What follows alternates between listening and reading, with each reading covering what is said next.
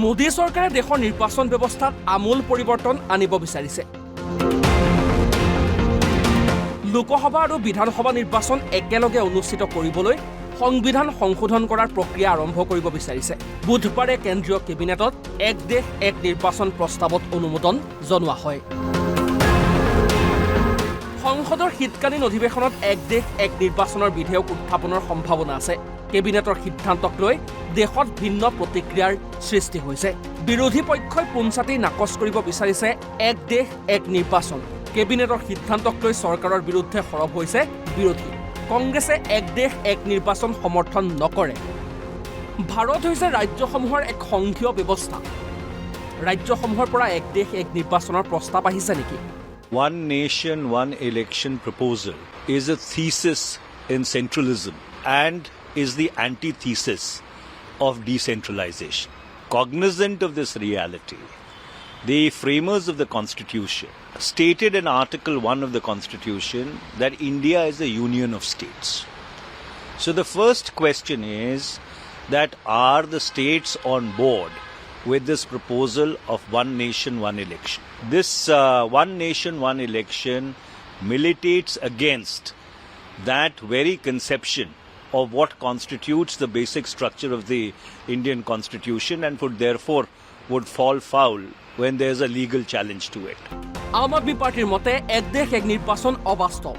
ভাৰতবৰ্ষৰ দৰে বৈচিত্ৰ্যময় দেশ এখনত একেলগে লোকসভা আৰু সকলো ৰাজ্যৰ বিধানসভা নিৰ্বাচন অনুষ্ঠিত কৰা সম্ভৱ নহয়।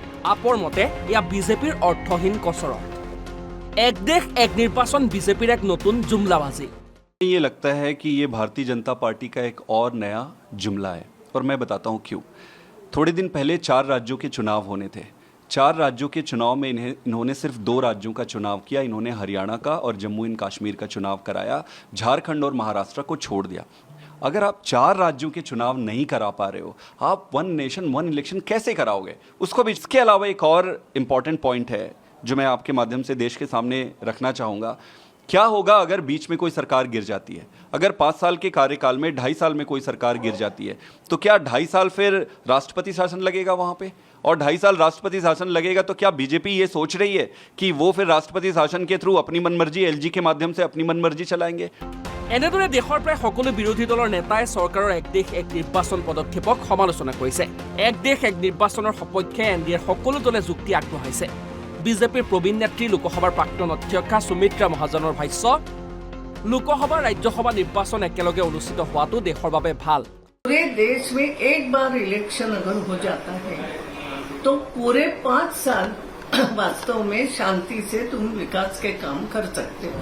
बाद में जो भी है कुछ राजनीतियां होती चली गई, कोई प्रदेश पिछड़ गया, कोई बार इलेक्शन बीच में हो गए किसी के, जो भी कुछ होता सबका इतिहास है। लेकिन ये विचार बुरा नहीं है। पहली बात तो एक बार वो हो गए कि भले ही स्टेट का काम हो वो आबादित रूप से चलेगा, नहीं तो कहाँ इलेक्शन है। एक बार लोकसभा के इलेक्शन हो गए और उसके बाद फिर विभिन्न प्रदेशों में चलता ही रहा कारवा।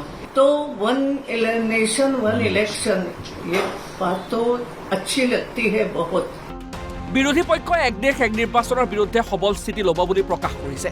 বিৰোধীৰ মতে ই দেশৰ সংবিধানৰ আত্মাৰ পৰিপন্থী। মোদী চৰকাৰে এক দেশ এক নিৰ্বাচন বাস্তৱত ৰূপায়ণ কৰিবলৈ কেনেকৈ আগবাঢ়ে তাৰ লগতে বিৰোধীৰ ভূমিকাও হ'ব সমানেই গুৰুত্বপূৰ্ণ। National bureau, NB news.